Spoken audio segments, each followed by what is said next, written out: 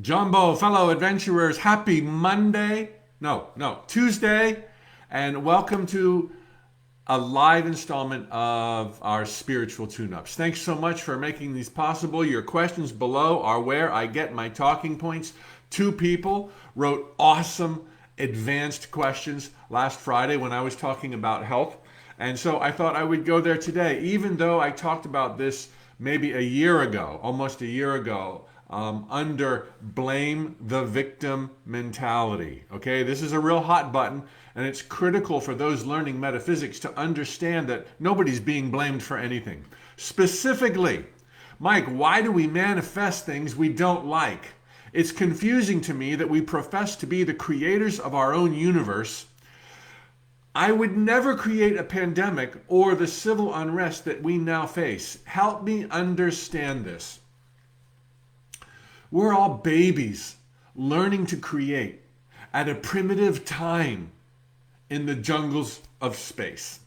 And so it's not uncommon at all that we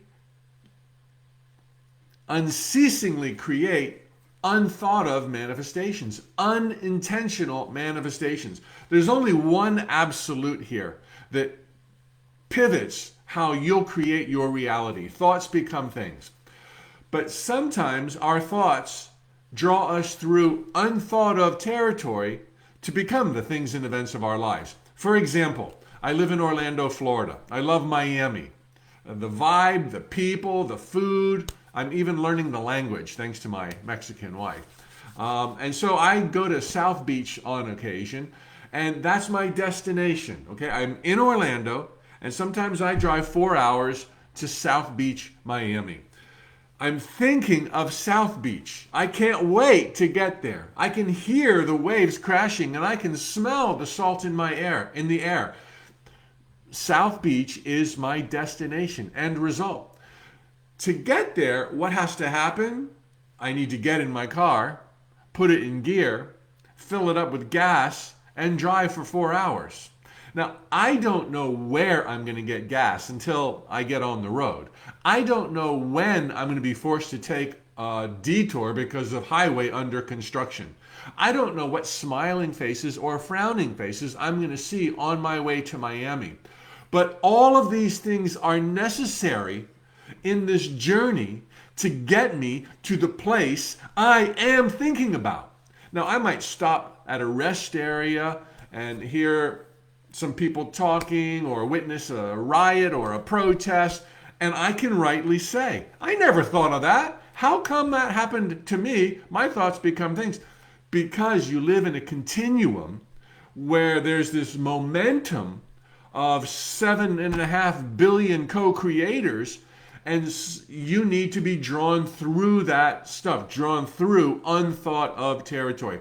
This explains everything that happens in your life, good, bad, and embarrassing, that you didn't think about ahead of time. It's not a sometimes thing. It's not a maybe. You write the ticket on your future, but your end results will draw you through unthought of territory to get there. Now, a couple of critical caveats and a solution. Is so important that you not judge or blame yourself for what's going on, and do not think that this explanation means that anything could happen to you. Anything and everything that does happen to you from Orlando to Miami would be predicated and couched upon all of your other thoughts, beliefs, and expectations. So I'm not saying you want to go to Miami, you want to have a destination, you want to meet your travel partner, your soulmate, and live in wealth and abundance. Oh man, you can have it, but you might be drawn through hell to get there. No. Everything that happens on the path would be based upon all of your other 60,000 unique thoughts a day, all of your other empowering and or limiting beliefs. They're going to do this magic trick navigating as you show up with baby steps. So think not that any random thing could happen to anybody because they're on a journey. The smiling faces, the protests, the marches, the rest area, the fast food, the passing smiling faces or frowning faces would all be within your own permissible range of possibilities, your belief about human nature, your beliefs about what's going on in the world, and so you are totally safe the entire way. But that doesn't mean that you have to physically think of a rest area or a certain stranger's face in order to see it. Lots of unthought of things happen to all of us because they make possible further things down the road that we did think about that couldn't have come to pass any other way. Now, I know I'm just scratching the surface here. This is what brings to mind the question very often. So, Mike Dooley, does this mean for every unpleasant thing or pandemic or social unrest, those who experience it brought it on themselves? Are you blaming the victim, Mike Dooley? I would never blame the victim. And again, look at the index in Facebook, Instagram, or YouTube, and you'll see a talk back in March or April of 2020 that I talked exclusively about blame the victim. And I'm going to share some additional insights right now, as well as review the basics. Okay, so you understand that we are always going to a place we thought of, and sometimes drawn through unthought of territory. One example of unintended manifestations is when there's conflict in your mind. Let's say you're in a relationship, a loving, super close, you share the house, maybe you're married kind of relationship. And one person's kind of driving you your partner is driving you crazy. And you want to tell them that they should do this and they should do that. And then you're also telling yourself that you need to respect and allow freedom, and everybody finds their own way. But this is really bothering you, so you want to tell them. And it's like, no, don't tell them. Don't tell them this. Don't. You've got one part of you saying, talk, get it out, express yourself. And you've got another part of you saying, no, shut it in, learn to adapt, be cooperative. I mean, this is a hypothetical example. It happens in business and friends, in every walk of life. Sometimes we want two different opposing things. What do you think happens? Well, if the stress is great enough and carries on long enough, you break down into a sickness, a cold, a fever. You create and buy some time so that you can process what you're going through. You may not, probably won't, consciously recognize the dilemma and the conflict with the ailment, the sore throat, the fever that you have. It will nevertheless serve its objective and give you the permission to perhaps come to terms with one of those two alternatives or come up with a compromise. And so you might say, well, I never thought of having a sore throat or a fever. No, you didn't. But you wanted to go here and you wanted to go here, and it was stressing you out to the point you could not think other thoughts about other important things in your life. And so you get a sickness that you didn't think about, but it was a result of two other things you did. The list of possibilities here is utterly endless. Believing you don't have enough time in the day to do what you want to do. Believing that people are good and doing well, and also believing that people are natural born sinners. Endless. Millions and billions of variables where we all carry around contradictions, which at certain points in our lives can kind of lead to a snarl of activity, as was said by Seth, dictated by the late Jane Roberts, The Nature of Personal Reality. Sometimes a person with a lot of confusion here will all of a sudden have this kind of breakdown in life. And in one time in my life, I was in a very bad car accident in my 20s, and my mom sent me this thing from Seth. Confusion here, massive confusion here, can often lead to a snarl of physical circumstances in your life, an unthought of manifestation. Did you want it? No. But it was brought about accidentally through the Merck and Meyer and not thinking straight. Another thing, two more things I want to tell you this, and then I'm going to give you a solution. Don't judge or assume, as I said a moment ago, that whatever manifests is bad or is your end result. Okay? Everything is a work in process. The pendulum is constantly swinging. You might be driving to Miami and say, I didn't imagine being stuck for 12 hours in traffic.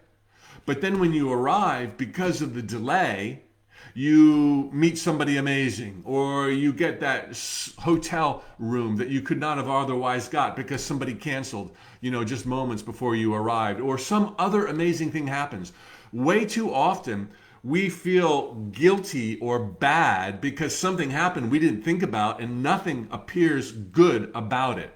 Sometimes this can be a major setback, a major illness, a major calamity or snarl of events. If you were to stop and say, oh man, I got this all wrong, I can't do it, where's my conflicting? It's like, look, it's all working out. Everything is always working out. Yes, there's always room for self-reflection and introspection, but don't draw the conclusion that you're wrong and you're bad and you're broken and you aren't there. Maybe the snarl created the antidote that you most needed, and now you've got all green lights. So don't jump to conclusions because you have an unintended manifestation and think something's broken or wrong with your mentality. The third thing I wanted to share with you, after unintended manifestations come from conflicting thoughts, don't prejudge what's going on. Don't judge it at all. You don't like it, okay, move on, knock on another door, but don't feel like you're powerless or you're self-sabotaging, okay? Not true. Number 3, for those people who want me to speak to, am I blaming the victim? Words like blame and words like victim are fatally flawed in any spiritual conversation. They assume things that are patently false from a deeper, greater perspective. So no, I don't even use the word blame. I don't use the word victim. If you use it, I know what you're talking about.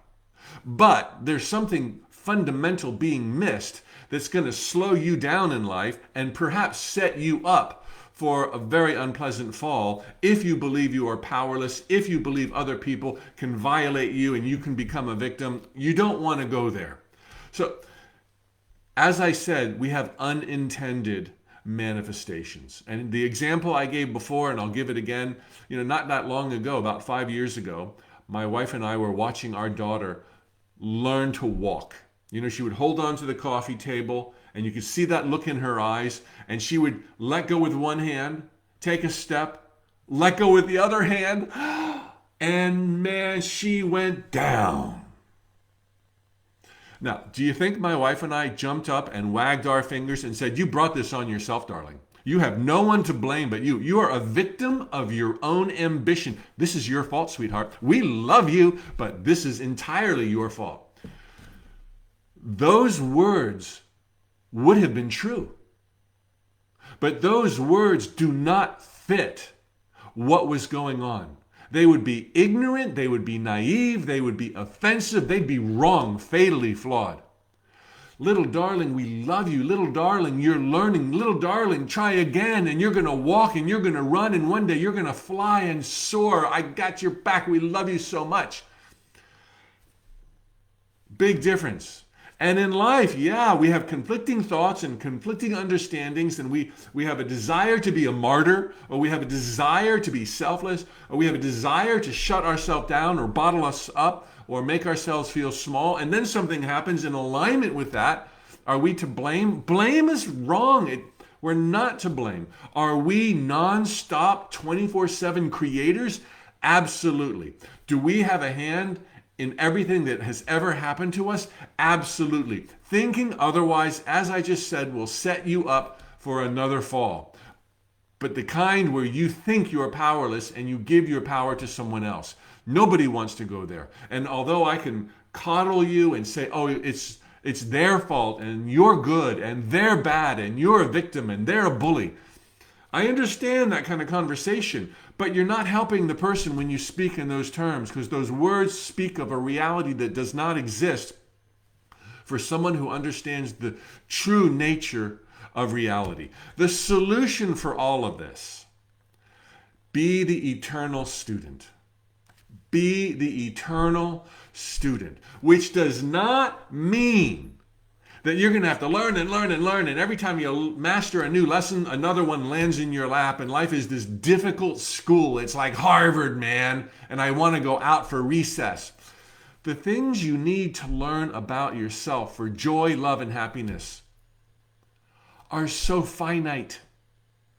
Now, the knowledge and wealth of information in the universe and in realms beyond time and space is beyond infinite, if you can go beyond infinite. No way can your little brain figure it all out. But none of that's relevant to your happiness here and now.